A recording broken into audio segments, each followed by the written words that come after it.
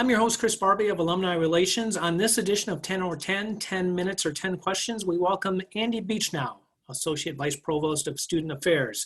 In his current role, Andy is responsible for overall leadership of housing and residence life, student life, recreation and wellness, and the Children's Enrichment Center.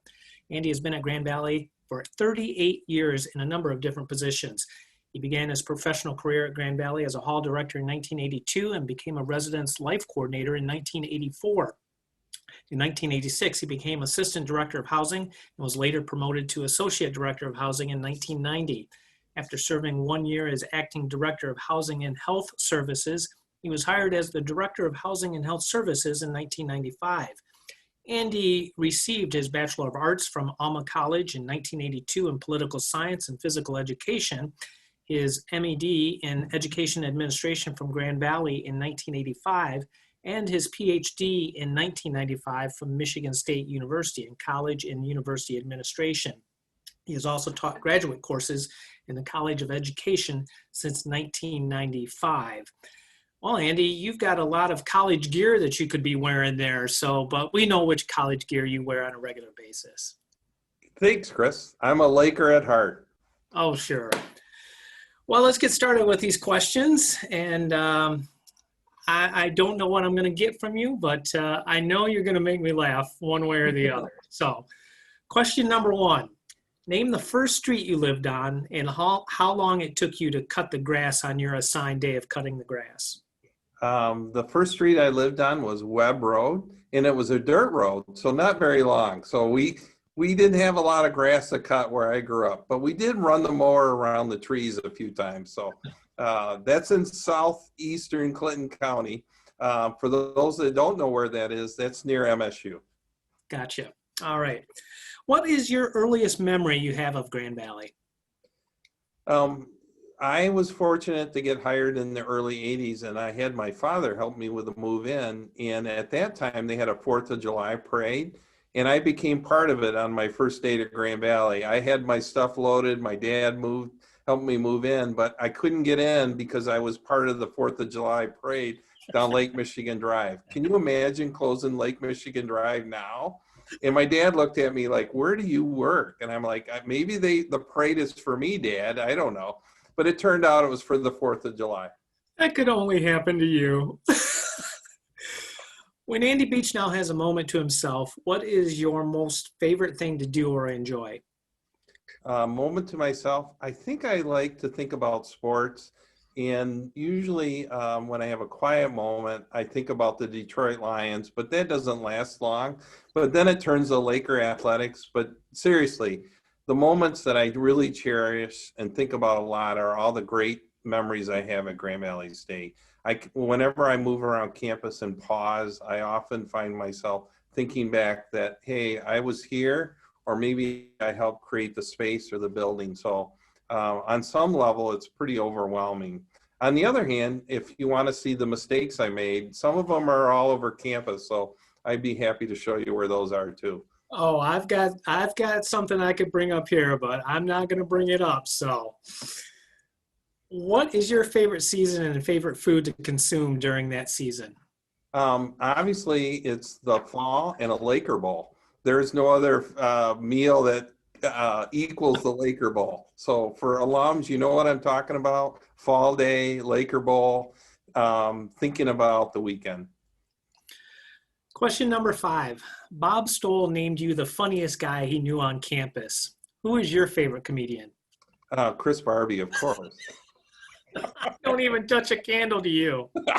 No, I think, someone that didn't get a lot of credit, that Don Lubbers was really funny. And then the other person that I thought was really funny was Glenn Niemeyer. Glenn would tell a joke, and if you didn't catch up, he just kept moving along. But I think when you listen to Don and Glenn, they are two very funny individuals. So, but to be honest, Al Tenike was one of the funniest people I knew, and he was the Dean of Education for a number of years. So those three were pretty funny. Apple pie with vanilla ice cream, pumpkin pie with whipped cream, or strawberry shortcake? What are you taking?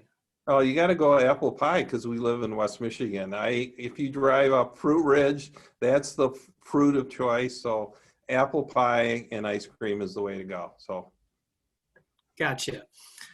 What was your first car? What was the make, model, and color of that? And what was the best thing about it? my first car was a Chevy Chevelle, and it was canary yellow. You can't find that nowadays. But I think at one time I had a tux that was canary yellow. It was kind of like one of those things that, like from Dumb and Dumber. That was kind of the color of the car. Was that a prom outfit? Yes, it was. I had not the prom, homecoming. Back in the 70s, there was kind of like crushed velvet and canary yellow and leisure suits. Leisure suits would be, shirts called today, but that's what they were called. If there are still pictures available, I do need to see those, okay? Yeah. The disco years were tough on me.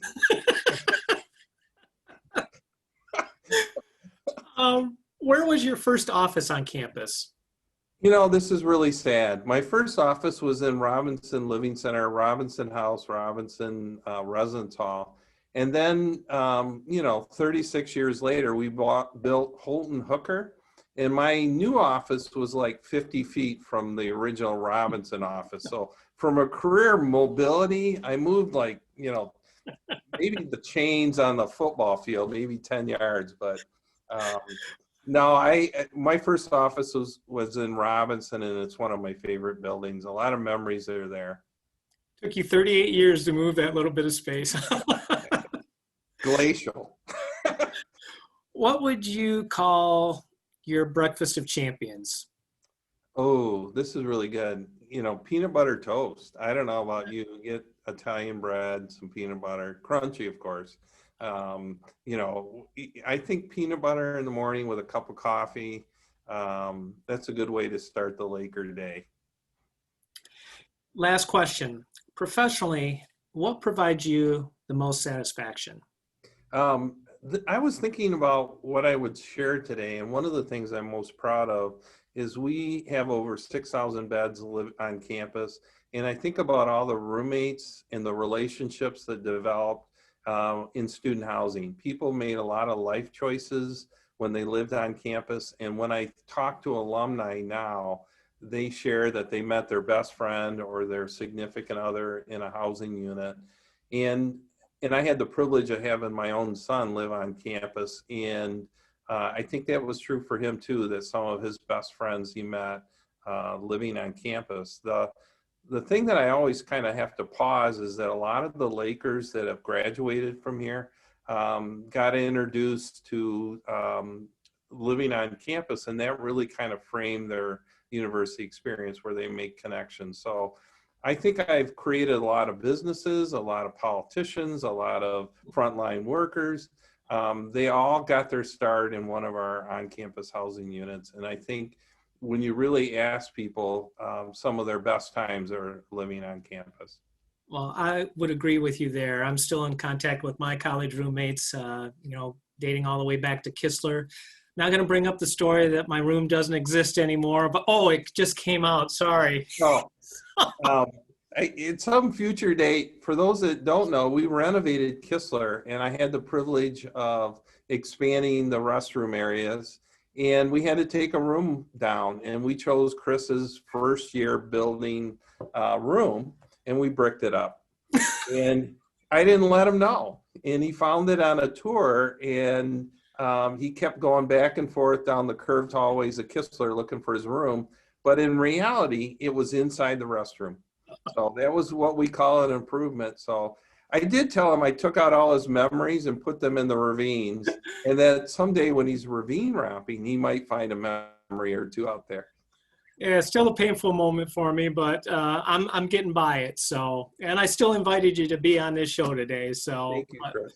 Well, Andy, you know how I feel about you. You're always a delight to see, and we always have a good time together. And I appreciate you and all the folks that have come in contact with you over these 38 years. I'm sure feel the same way. You are Grand Valley. Everybody knows Andy Beachnau, and everybody knows what you're going to get when you deal with Andy Beachnau. You're just going to get quality and a smile. So thank you for all that you do to make Grand Valley what it is today. Thank you, Chris, and thanks for spending a few minutes. Go Lakers. All right. Take care.